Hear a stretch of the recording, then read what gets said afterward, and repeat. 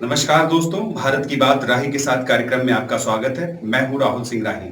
आज हम आपकी मुलाकात कराएंगे शाहिद सादाब से, जो कि कांग्रेस के आजमगढ़ जिला कांग्रेस कमेटी के महासचिव हैं और उनसे इसी जनसंख्या नियंत्रण कानून पर हम बात करेंगे, क्योंकि ये हमारा दूसरा सेगमेंट है, जिसमें इससे पहले वाले सेगमेंट में भी हमने आपसे जनसंख्या नियंत्रण कानून के बारे में लोगों से राब्ता किया था, लोगों से बातचीत की थी। इस सिलसिले में हम अपना दायरा बढ़ा रहे हैं, लोगों से लगातार हम राय ले रहे हैं। आइए मिलते हैं शाहिद सादाब से। जनसंख्या नियंत्रण कानून का ड्राफ्ट बिल विधि आयोग ने उत्तर प्रदेश सरकार को सौंपा। इसके बाद से ही उत्तर प्रदेश में सियासत का दौर शुरू हो गया है, जहां कांग्रेस, बहुजन समाजवादी पार्टी और समाजवादी पार्टी के नेता इस बिल का कहीं ना कहीं कुछ सवाल उठा रहे हैं, वहीं बीजेपी के नेता इसको सही मान रहे हैं। आइए इसी सिलसिले में आज हम बात करते हैं आजमगढ़ कांग्रेस के जिला महासचिव शाहिद सादाब से, जो कि फूलपुर विधानसभा के प्रभारी भी हैं। आइए इस सिलसिले में उनसे बात करते हैं। नमस्कार शाहिद सादाब साहब, अभी एक बिल आया है उत्तर प्रदेश सरकार ने, और विधि आयोग ने ये बिल उत्तर प्रदेश सरकार को दिया है कि 2 चाइल्ड पॉलिसी, यानी जनसंख्या नियंत्रण पर एक ऐसा कानून कि जिसमें 2 ही बच्चे लोग पैदा करेंगे। बीजेपी का स्टैंड क्लियर है, कांग्रेस का इस पर क्या स्टैंड है?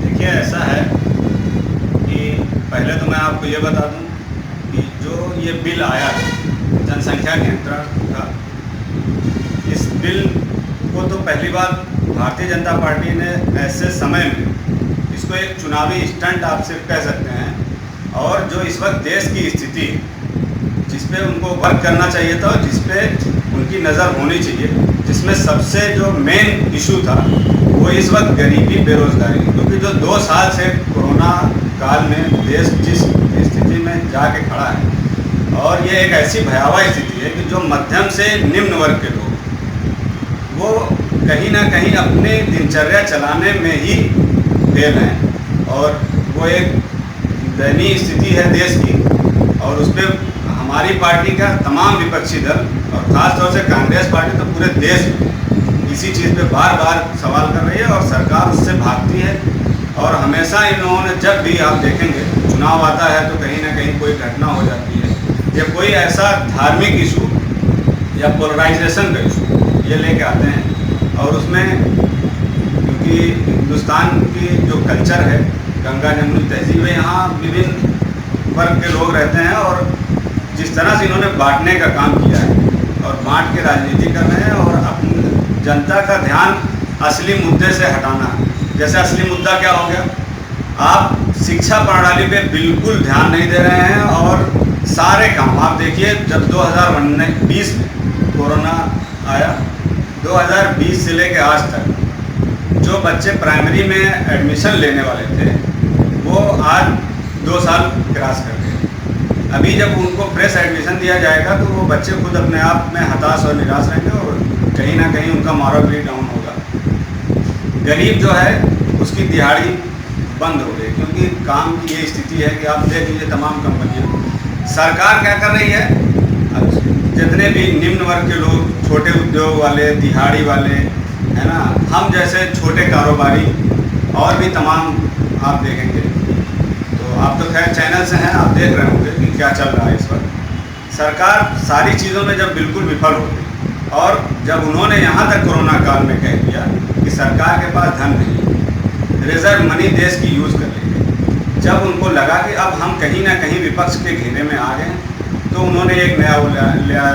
ठीक है, हम कहते हैं कि बहुत अच्छा, लेकिन इसका सादाब साहब 1971 में तो कांग्रेस पार्टी यहाँ पर भारत में थी, मतलब कांग्रेस पार्टी की सत्ता थी, इंदिरा जी प्राइम मिनिस्टर थी उस समय।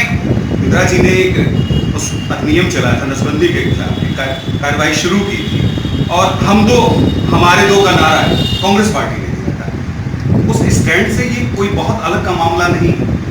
देखिए, ऐसा है ना कि वो हम दो हमारे दो, ये तो हम भी कहते हैं, ये नारा कोई बीजेपी का नारा नहीं है जो बीजेपी इस चीज़ को बुलाना चाहती है। उन्होंने क्या नया किया, पहले आप हमें ये बताइए।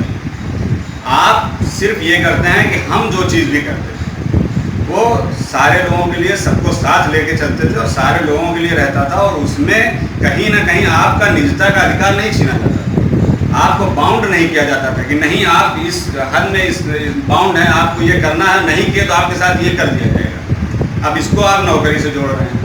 मैं एक सवाल करना चाहता हूँ सरकार से कि सपोज जो लोग नौकरी में हैं, या नौकरी चलिए मुझे मिलती है, मेरा एक बच्चा है, क्या नौकरी के बाद अगर बच्चे 3 हो गए 4 हो गए तो फिर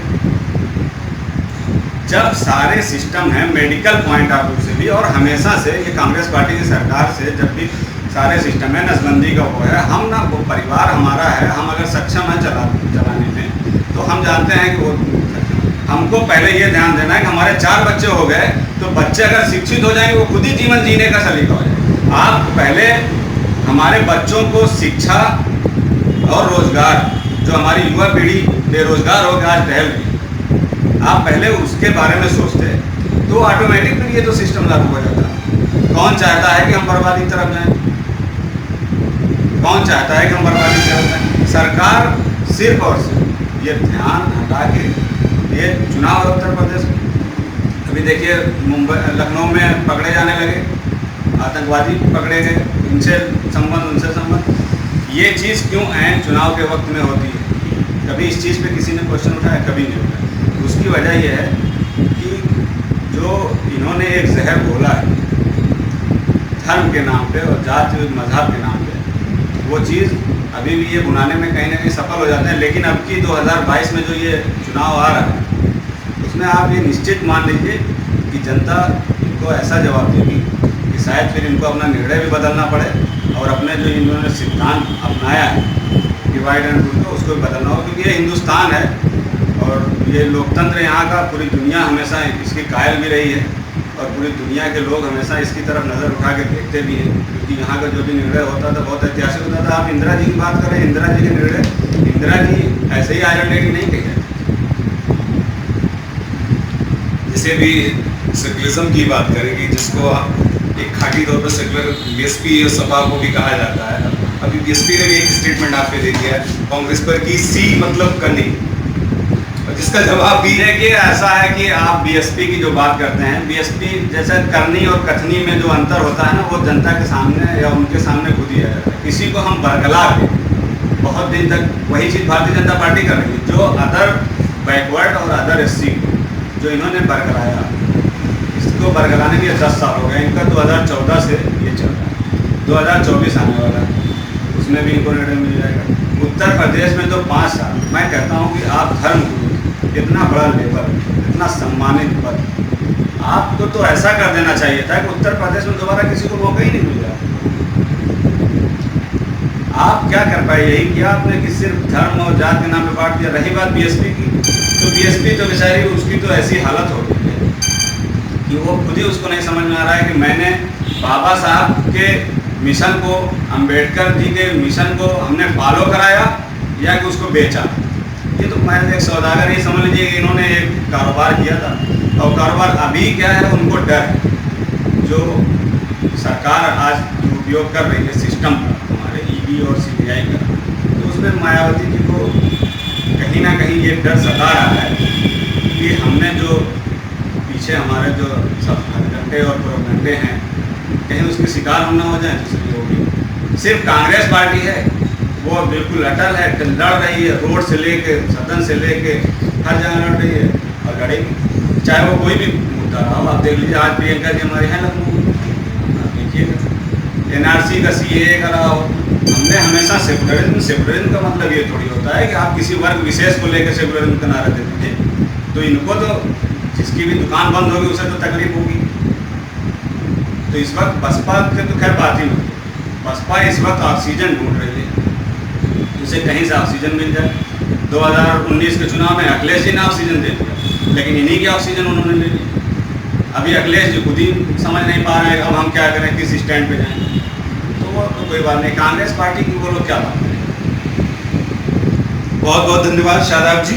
अभी आपकी हमने मुलाकात शादाब से कराई। शाहिद शादाब जो जिला महासचिव हैं कांग्रेस पार्टी आजमगढ़ के, और आप विधानसभा प्रभारी हैं फूलपुर के। अभी आपने कहा कि ये हमारा मौलिक सिद्धांत होना चाहिए कि बच्चे हमारे चाहे 4 हैं, हम एजुकेशन सबसे बड़ी चीज है कि एजुकेशन शिक्षा मिलेगी तो वो खुद अपना रास्ता तय कर लेंगे। आज के लिए बस इतना ही, फिर मिलेंगे अगले किसी सेगमेंट में इसी मुद्दे को लेकर। तब तक के लिए नमस्कार।